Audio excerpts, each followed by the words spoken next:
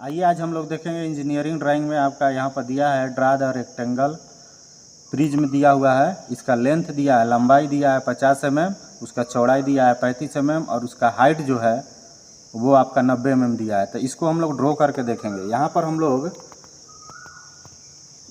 लोग ड्रॉ किए हैं। यहाँ पर ए और बी आपका लेंथ है, यहाँ पर दिया हुआ है आपका लेंथ 50 mm। इसको 30 डिग्री पर इस तरह से सेट स्क्वायर से 30 डिग्री पर राइट साइड में, यहाँ से ये जो सेंटर है ये सेंटर से राइट साइड में आपका 30 डिग्री पर लिया गया है। ए और बी का माप है आपका यहाँ पर 50 mm दिया है तो 50 mm है। अब उसी प्रकार से ए और सी की आपका चौड़ाई है, यहाँ पर दिया हुआ है 35 mm दिया हुआ है। तो यहाँ पर हम लोग 35 mm का ड्रॉ किए हैं लेफ्ट साइड में, तो इसका माप है आपका 35 mm। अब उसी प्रकार से आपका बी और डी के लिए यहाँ पर ई भी 30 डिग्री पर है।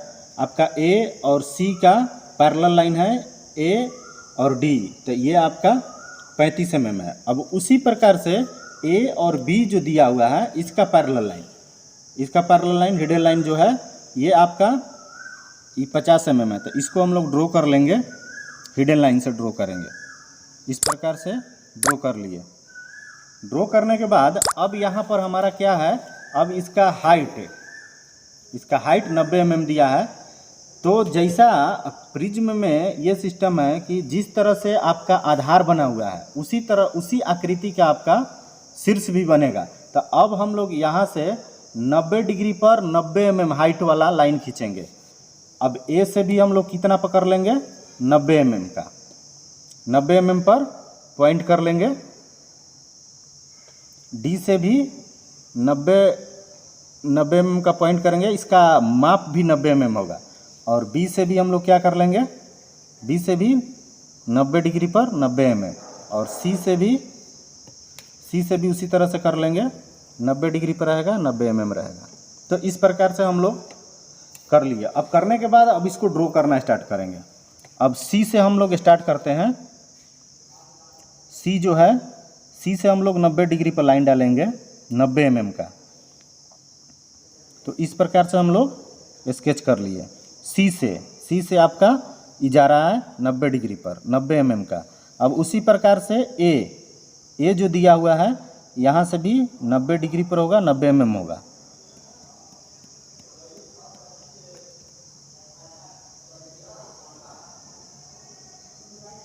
ए सिरे से।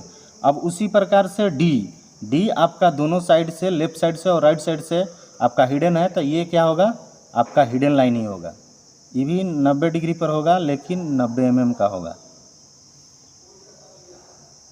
लेकिन ये क्या होगा, आपका हिडन लाइन होगा।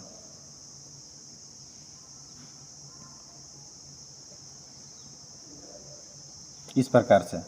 अब उसी प्रकार जो बी है, बी से भी हम लोग उसी तरह से कर लेंगे 90 डिग्री पर 90 mm।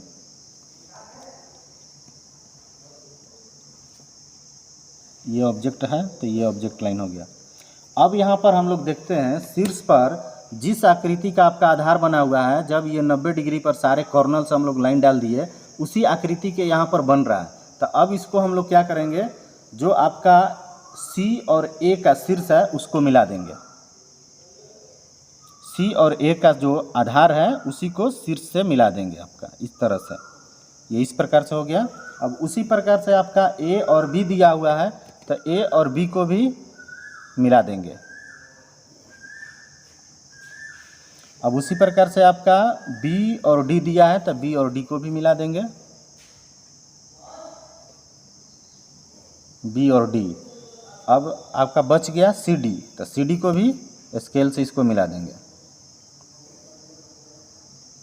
इस प्रकार से जैसा हमारा आधार बना है वैसा ही आपका शीर्ष भी बन गया। ये रेक्टेंगल प्रिज्म है।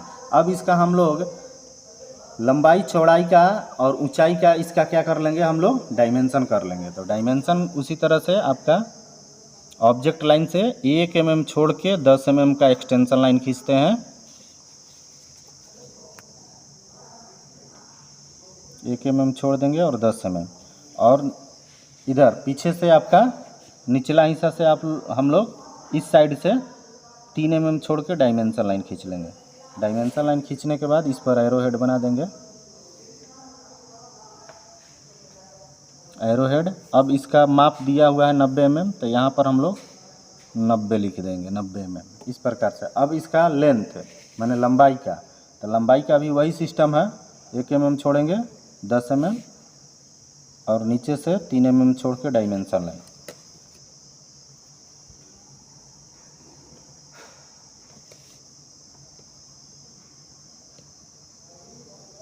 इस प्रकार से इसका दिया है माप आपका 50 mm, तो 50 mm लिख देंगे। अब उसी प्रकार आपका चौड़ाई इसका जो है, चौड़ाई का भी उसी तरह से कर लेंगे।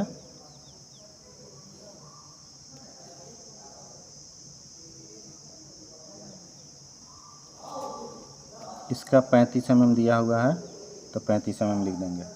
ये आपका लंबाई, चौड़ाई और हाइट का इस प्रकार से डायमेंशन हो गया। तो आज के वीडियो में इतना ही। अगले वीडियो में और कुछ प्रिज्म के बारे में देखेंगे। तब तक के लिए धन्यवाद।